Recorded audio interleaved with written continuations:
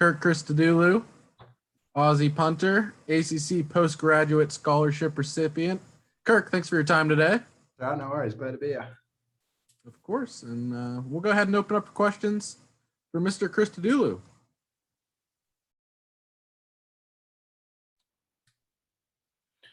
Kirk, you guys went through like a weird season like everyone else did last year, but now you're sticking around. You're getting to experience a full year. What's been it like just getting back into spring ball and feeling at least some sense of normality?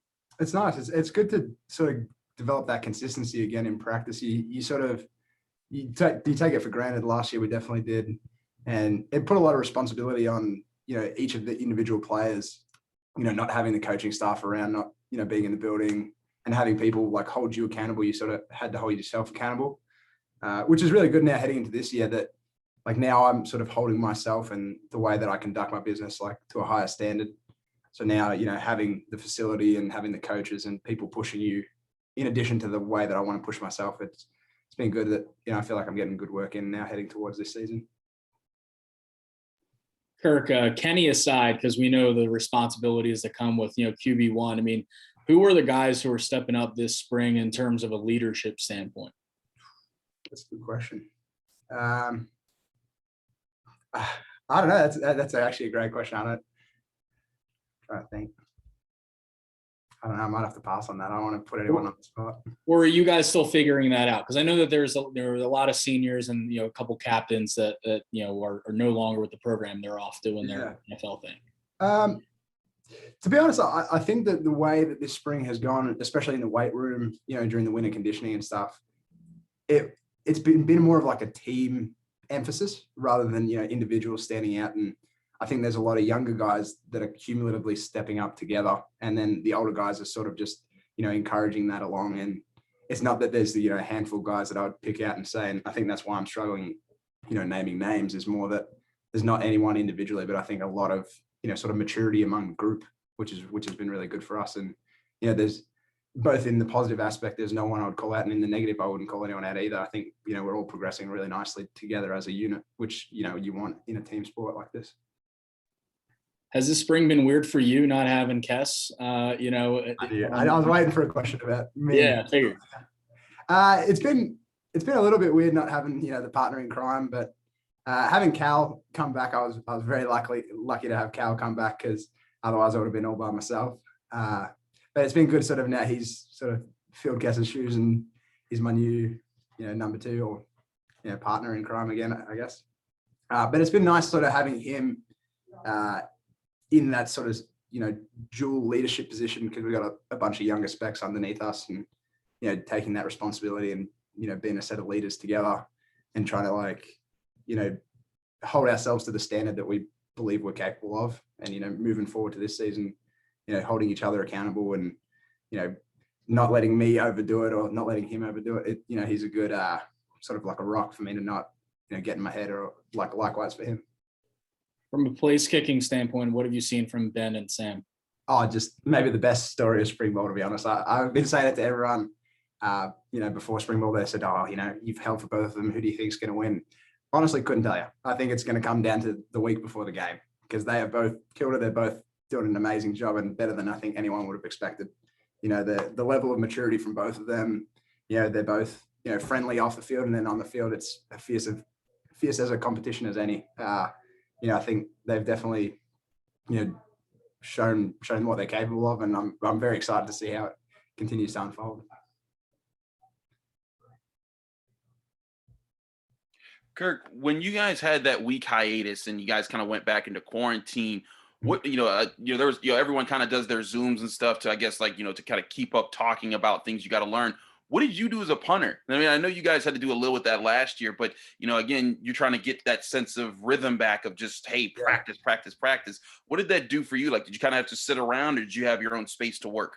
So luckily enough, we actually managed to get the ball bag and just go up to the Shenley Park at the top of the hill and just get some reps in for one or two of the days of the week, just because that's the biggest thing in spring ball, having the 15 practices. You want to develop that sort of rhythm, consistency, and have a practice here and there and sort of build off each practice. And, having a week thrown out in the middle of that, it's just awful for, any sense of rhythm that you've started to develop, and especially for the younger guys as well, like they've had such a like productive spring to begin, and then missing a week right in the middle of that sort of hurts their development. So both Cal and I made sure that we go out there, we get some good work, filming it, just even if you have to film on an iPhone, being able to just watch a little bit of your own tape, talk with others about it. What do you think I did here? Did I my plant foot here or my swing? It allows you to at least see what you've been doing during that week, and then when you come back, you don't feel like you're trying to refigure out where you're at. You've sort of got something to work from and then towards, which has been good. What do other people in the park think when they see you guys out there kicking bombs? It's always good because a lot of the locals just love to shag the punts for us, which is great. Like, saves us chasing balls, 80 yards across the field. There's always a bunch of little kids that play with a soccer ball, and they always like watching the punt, and it's kind of like, timid in whether they can come grab one or catch one. And I'm always like, hey, you can catch that if you want. And then eventually, then we've got, 8 little kids running around kicking and punting the balls back. So maybe we'll have a generation of punters coming out of Shenley Park.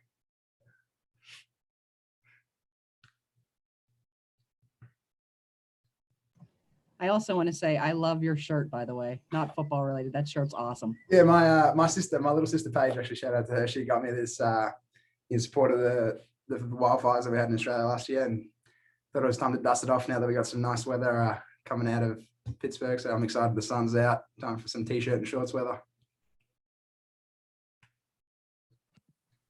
Any other questions for Kirk today?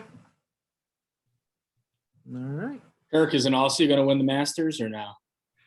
I don't know, to be honest. I'm not the golf guy. I think Cass was more that, and he'd be the guy to ask her for sure.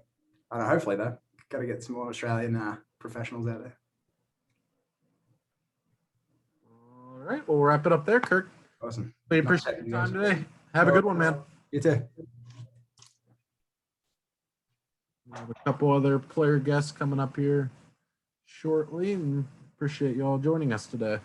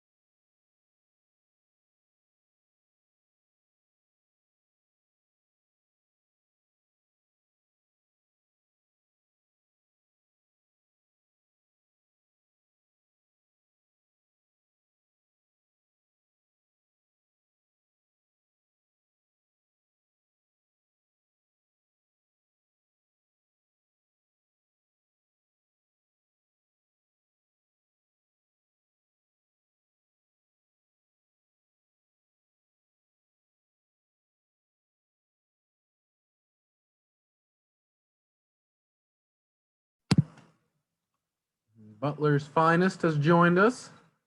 Thanks. How you doing, Offensive RJ? lineman Jake Kradel. I'm doing well, Jake. Appreciate your time today. Yes, sir. And got some media coming back here after the break, but we'll go ahead, open up for questions for Mr. Kradel.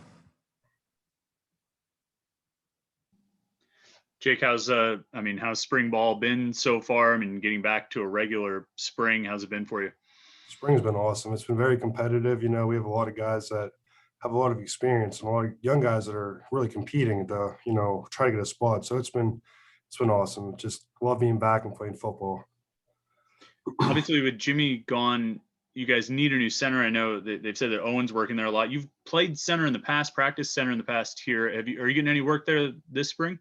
Not really. I'm just snapping the ball, doing some quarterback center exchange. But Owen's been doing wonderful. He's a heck of a center. He's probably one of the best ACC centers, I think. You know, he's holding it down, and he's really helped replace Jimmy. You know, Jimmy's a big absence, but Owen's filling his shoes really well. Jake, what's hitting been like for you guys getting back in the swing of things during spring ball and practice? Because, you know, last year you guys, you know, had to do a lot more talking via Zoom, you know, during this time. So now you guys are getting at it. Oh, it's been awesome. You know, when you can put on the pads and go against the defense that we have, it's a blessing. You know, it's really, you know, get out there and get better, get 3% better has been our motto this spring. So it's been quite a fun spring going against that defense.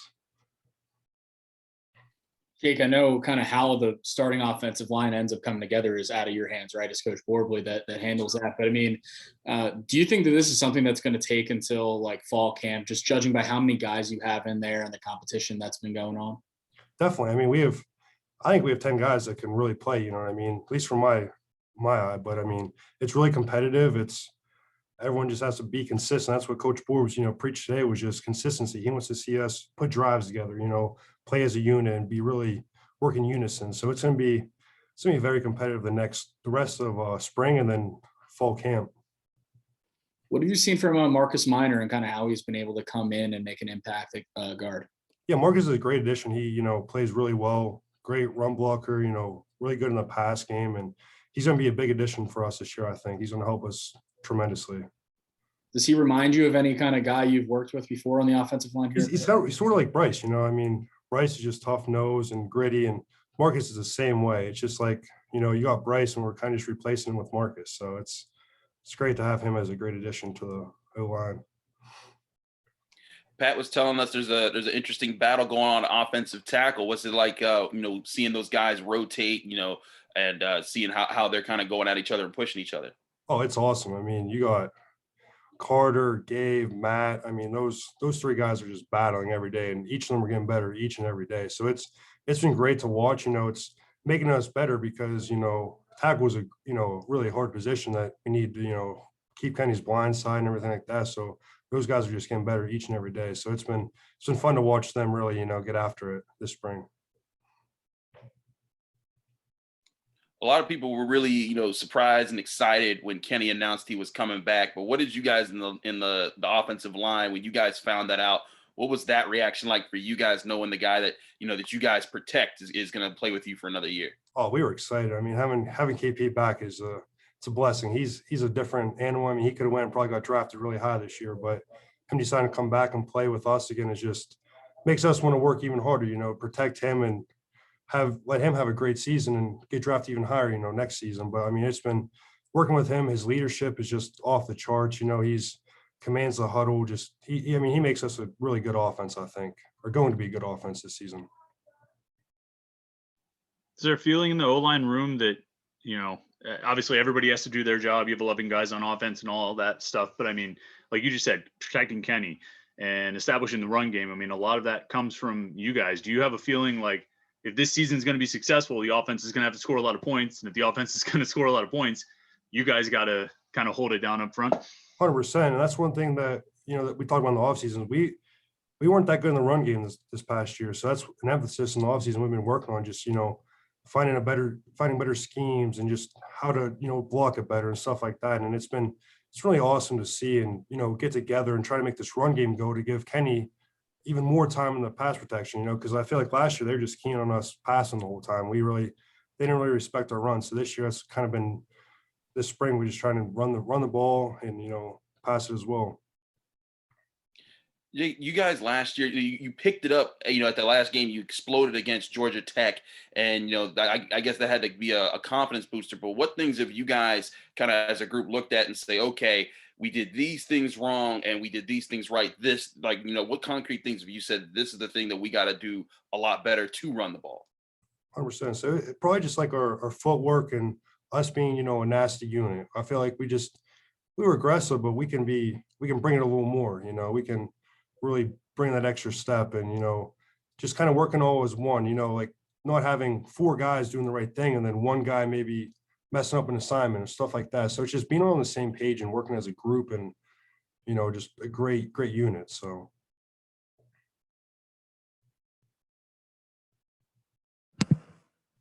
Anything else for Jake?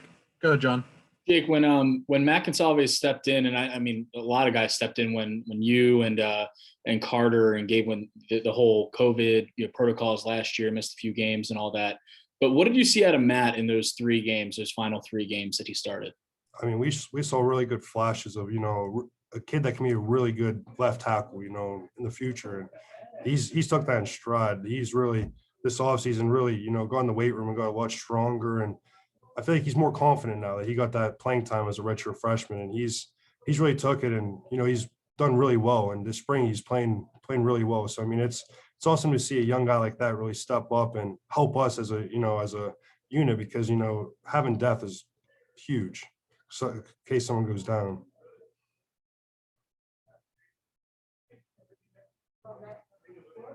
All good. All right, Jake, always a pleasure. Greatly appreciate your time, and I hope you have a good rest of the day, man. All right, thank you guys. Appreciate it. Thank you.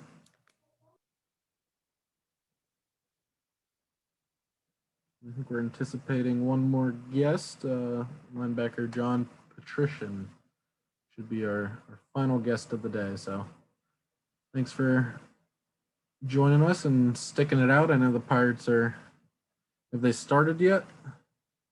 Will's first pitch.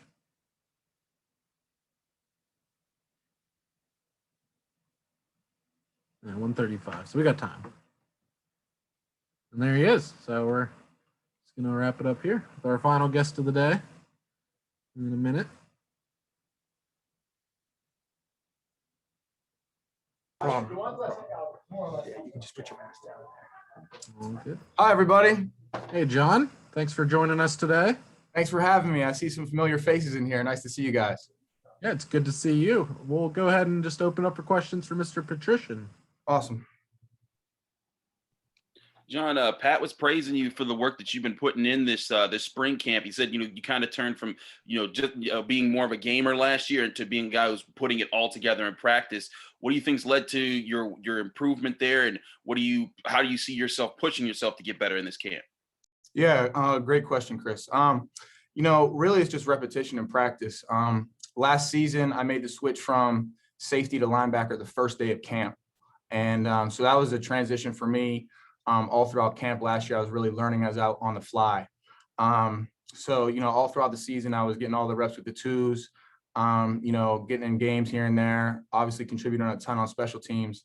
But really, throughout the winter and throughout the fall last season and now into the spring, just learning more every day. Coach Manilak has been great. Coach Hartley was great too. So really that just development there and getting more repetition, becoming more comfortable. And really for me, it's all about confidence. Last year I was a little bit learning on the fly, like I said, so I was thinking, but now, so I'm more confident with it. So I feel great and I'm having fun.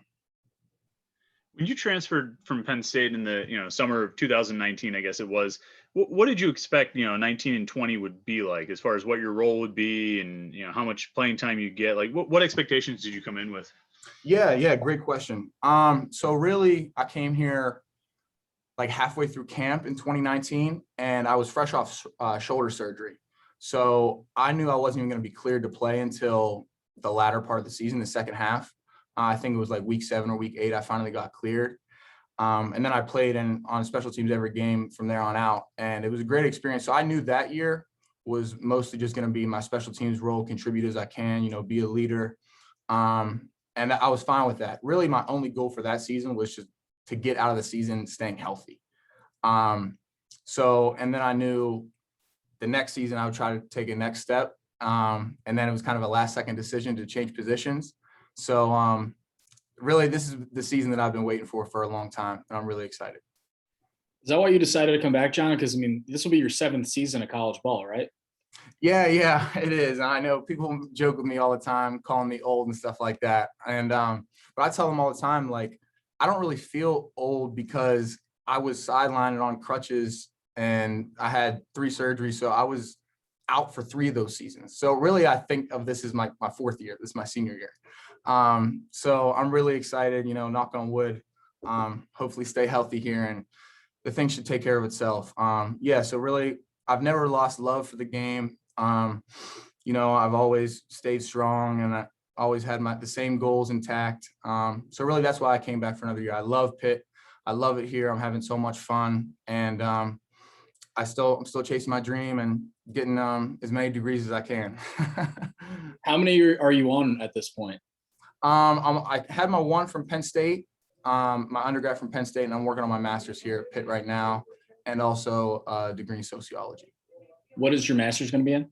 Right now I'm working, and I was in the graduate school of business. I learned quick that that's very hard, balancing, an MBA and football and trying to adapt. I tell people all the time, it was kind of overwhelming at first because, I was going to class and I was rolling up and team issued gear and everybody was coming straight from their 9 to 5 in a suit and tie.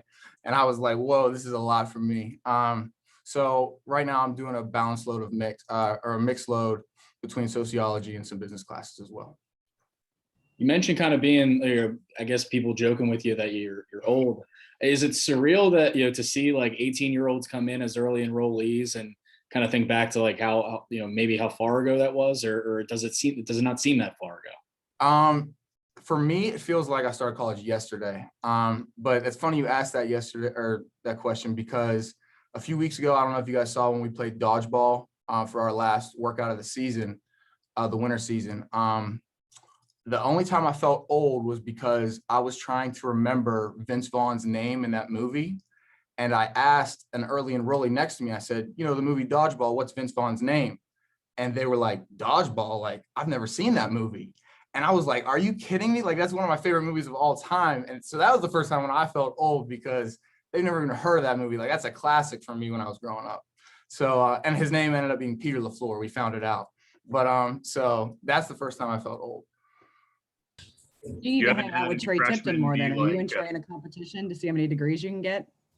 That's funny you asked that, because Trey and I, it's kind of like an inside joke. We go back and forth telling people who's the oldest on the team. And he's like a few weeks younger than I am. I'm ashamed that I'm admitting that, because I always tell people that he's older than I am, just for a joke. But and it's funny because Trey and I, we go back to like 6th grade. We play AAU basketball together. So we've been friends and teammates for a really long time. And we've been on this journey, this marathon for a while now. So it was great this offseason, because I always knew I was coming back. That was always my plan. And so I made sure he was going to come with me. John, obviously you put in a ton of work. If you get an opportunity to have an expanded role that first game, have you thought about the emotion or what that feeling would be like? Yeah. To be honest, I feel like I envision that every day. And that's part of the reason why, I came back and why I'm still doing this. Like I said, all my dreams and goals are still intact and right in front of me. So yeah, I feel like this whole thing has been like a master plan for me. And I feel like I envision it and manifest it so clearly in my mind. So whenever I feel like, whenever that does happen, hopefully that'd be great. And I would love that. John, when you made the switch to linebacker, did you have to change your body type at all? Get bigger, stronger, bigger shoulders or anything like that? Yeah. I don't know if you guys saw, but another running joke on the team is that I transformed to a vegan diet about 13 months ago now. So yes, I'm about 20 pounds heavier than I was when I first got here at Pitt. I'm up to like 225 pounds now, and I'm bigger and leaner than I've ever been. I think my body fat's at like 6% right now. So I feel great. And I knew that, excuse me, that was another reason why that transition was hard for me last year, because I was coming off my shoulder surgery and I knew I had to get bigger at the same time. You know, now I'm messing around with offensive linemen in the box. So I'm a lot more comfortable now than I was a year ago. I'm a little bit heavier, stronger. I feel great. No meat at all? No meat at all, sir. Just Wow. just fake meat. It's been it's been an easy transition for me. I love it.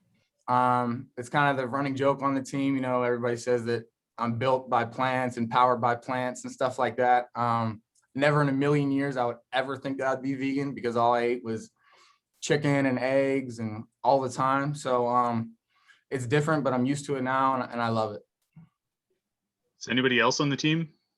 Yeah. So Coach Harley was, and then he left.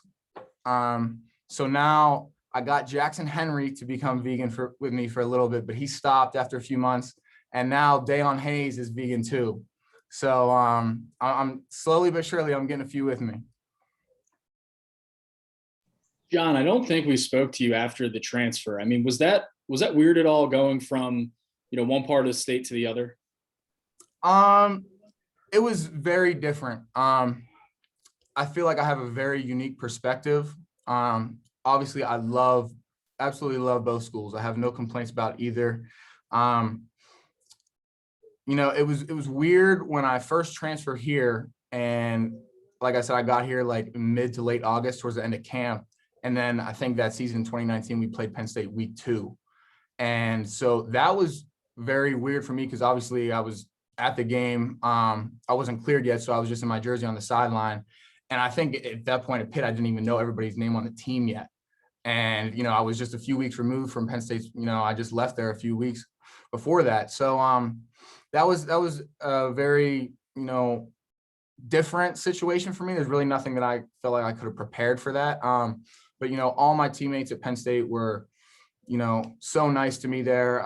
It wasn't awkward at all. I think there was a video that surfaced on social media from one of the Penn State media people, and it was a great video. It was after the game, and I was just embraced by all my former Penn State teammates. I'm still super close with all of them. But yeah, it's great. It's really best of both worlds for me. I grew up a Pitt fan. I absolutely love Pitt, and I love Penn State too. You know, whenever I decided to go there out of high school, it felt like the right decision for me at the time. And that was right after Coach Chris left. Coach Narduzzi came in, and I love Coach Narduzzi and his staff too. I think they got here like January, and then, you know, my signing day was in February 5th, if I remember correctly. So yeah, like at the time, you know, Penn State felt right for me. But I'm so happy that I get best of both worlds. You know, I love Penn State, I love Pitt. It's been great. So I'm very lucky, and I'm very thankful. What'd you do with all the Penn State gear? Did you give it to family? Did you, you know, store it away somewhere in an attic? It's all upstairs at my family's house. That's funny you asked that though, because it was last fall, 2019, and I was going. It was during our bye week, I think, and a few of the Central guys, I think me, David Green, DeMar, we were going to go to a Central game on Friday night. It was at Fox Chapel, and it was really cold. And I was getting out of my car, and the only jacket I had was a Penn State Letterman jacket. And I almost put it on, and then I thought to myself, nah, that's not a good idea. And it turns out the first person I saw when I walked in the stadium on the sideline was Coach Narduzzi. So that would not have been a good turnout. But yeah, so I have all my Penn State gear still. You know, it was great gear, and I'll keep it forever. Show it to my kids one day for sure. And, you know, someday when all my college career is over, I'm going to put all of it together and get a big picture of all the gear lined up together.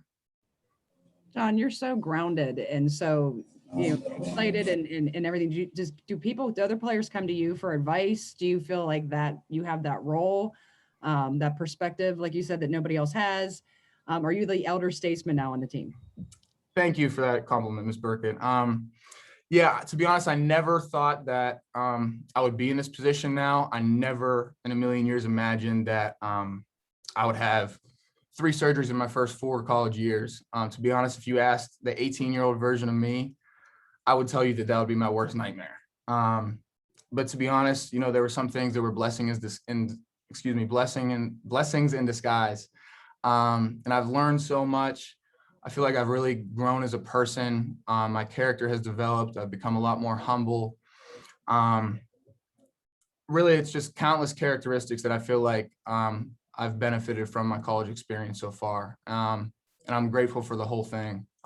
There's so many people along the way that have helped me develop and helped me grow. And it's been a great experience. You know, I've loved every second of it. And I'd be lying to you if I said it was easy, because it was very challenging, very trying at times.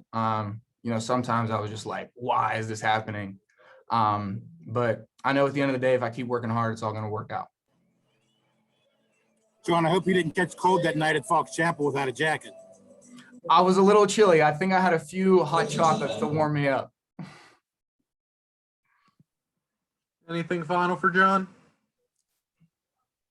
Well, good. We'll wrap it up there. Awesome session here, John. Really appreciate your time. Hope you have a great rest of your day, man.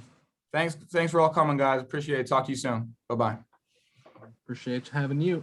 And thank you all for joining us today. We will send out the video of this session shortly, as we always do. And let us know if you have any questions or need anything else. Thanks, RJ. Thank you.